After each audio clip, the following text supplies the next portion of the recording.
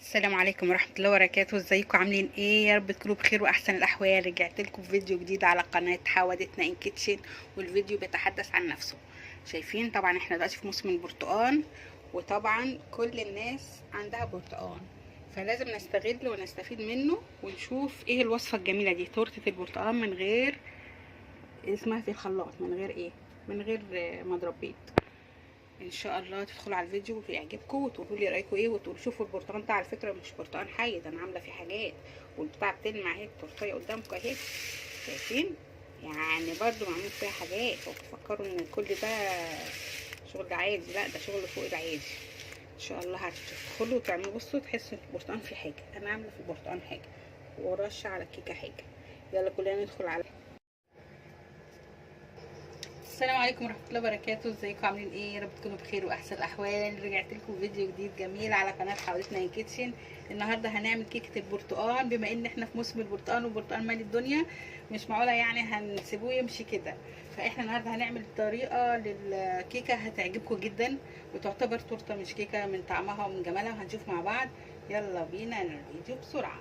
احنا اول حاجه هنجيب معانا 2.5 كوباية من الدقيق، وهنجيب معانا ذره ملح، طبعا المواد الجافه الاول قبل ما ندخل على المواد السائله. باكو بيكنج باودر او بيك شيف، شوف لما تحبوا. بسم الله الرحمن الرحيم. المفروض معلقه كبيره، بس انا بحط الباكو كله مش هيجرى حاجه يعني. وكده خلاص، دي المواد الجافه. هنقلبهم مع بعض ونسيبهم على ما نشوف هنعمل ايه. دي المواد الجافه. نيجي بقى على المواد السائله. هنجيب الخلاط ونحط فيه كوبايه برتقان فريش معصوره مصفيه. بسم الله الرحمن الرحيم. 3/4 كوبايه زيت،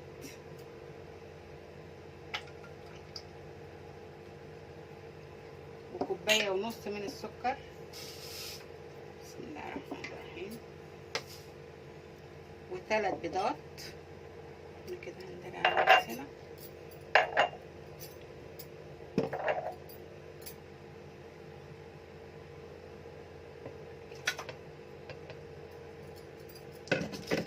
وفي عندي بشر برتقانه كبيره اهي، معلقه كبيره من بشر البرتقان برضو، عشان خاطر ده لازم يكون كله برتقان في برتقان. اصبروا شوف هنعمل ايه تاني. لسه هنجيب برتقان وهنخليها كلها برتقان في برتقان. وباكو فانيليا،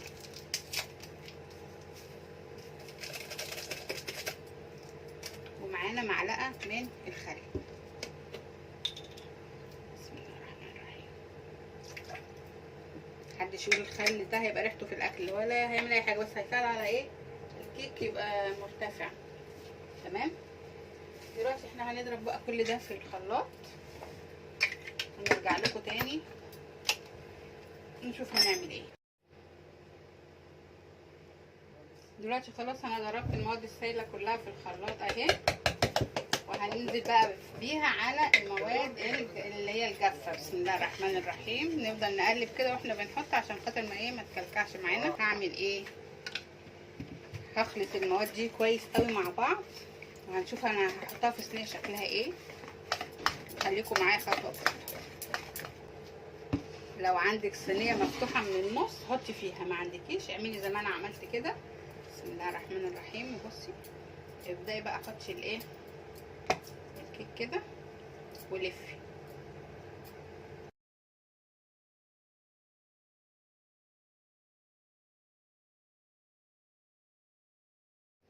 دلوقتي بقى انا هاجي عند البوتاجاز. بسم الله الرحمن الرحيم. نطفي النار شويه. هنحط بقى طاسه كبيره عشان تساعي كل ده، وهننزل بقى برتقانه مقطعاها شرايح كده. بسم الله الرحمن الرحيم.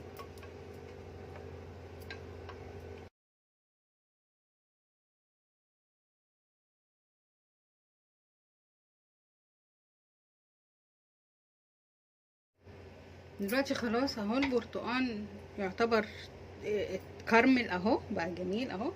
نشلته من الطاسه، والمكان ما عملت الكراميل بتاع البرتقان اهو هحطه على النار تاني، وهنزل عليه بنص كوبايه برتقان فريش برضو، واسيبه يغلي غلوه واحده بس، واطفي عليه. علي عليه شويه بس كده عشان خاطر مكان الكراميل هيدي طعم للصوص اللي احنا حطيناه ده. وشوفوا بقى هيطلع طعم شكله ايه وهنعمل بيه ايه. وده هنعمل بيه، خليكم معايا لاخر الفيديو لغايه ما الكيك يطلع من الفرن ونشوف النتيجه النهائيه عامله ازاي. وهتبقى تورته ان شاء الله، مش هتبقى كيك. انتظروني. دلوقتي خلاص طلعت من الفرن. جيبوها بقى نشوفوها عملت ازاي. بسم الله ما شاء الله. بصوا الجمال بقى، بصوا الجمال بقى، بصوا الجمال بقى. دلوقتي كل هدفي اشيل الكوبايه بامان. قبل ما اطلعها لازم الفها. بسم الله الرحمن الرحيم. يعني بما اني دهناها اطلعها ازاي دي. هي سالكه بس بتزحلق وسخنه طبعا، عشان انا عاوزاها وهي سخنه. لازم اتعامل معاها وهي سخنه.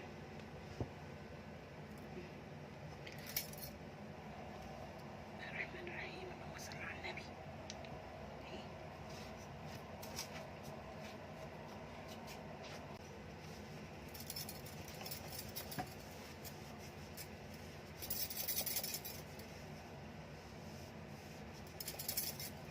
طلعناها وقلبناها وكل شيء تمام التمام ما شاء الله. نبدأ بقى نعمل ايه؟ نجيب الخلة ونخرمها. شايفين هنخرمها من كل حتة.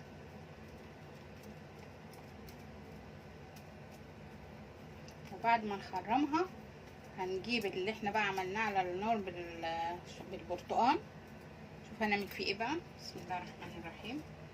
هنبدأ بقى ندهنها كلها.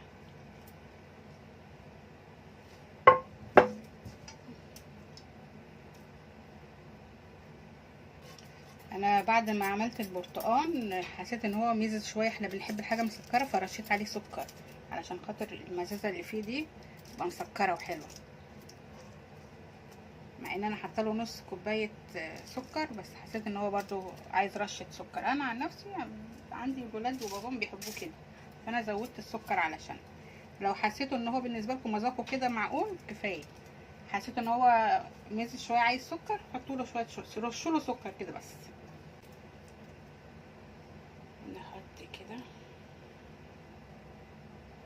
قولوا معايا نعملها كده ولا كده؟ ماشي.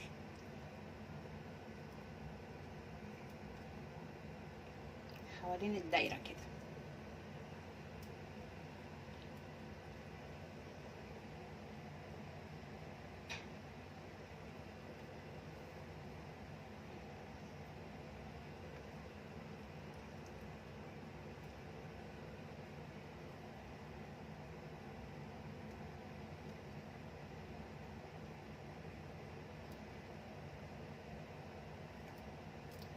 شكلوها بقى براحتكم.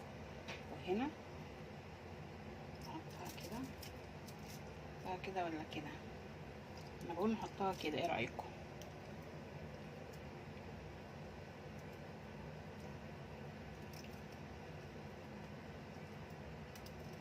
يا سلام. انت ايه بالظبط؟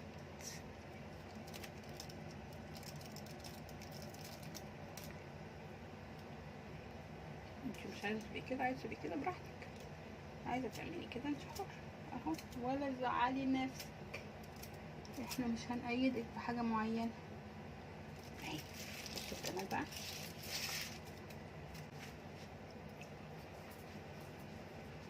ايه رأينا بقى في الجمال ده؟ دي بقت كيك ولا بقت برتقال ولا بقت تورته؟ دي اسمها تورته البرتقال. مفيش حد يقدر بقى يتكلم. تحفه. خلاص كده انا كملت عليها بقى وحطيت كل البرتقال اللي انا سويته. بصوا حطيت من جواها ازاي، شايفين؟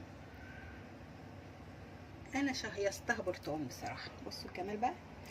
وطبعا اشوفكم في فيديو جديد على قناه حوادتنا ان كيتشن، ويا رب تكون التورته عجبتكم. هي نازله شمعه وهبال زيتوني الصراحه ما شاء الله عليها. يلا اشوفكم فيديو جديد وان شاء الله يا رب يكون الفيديو عجبكم.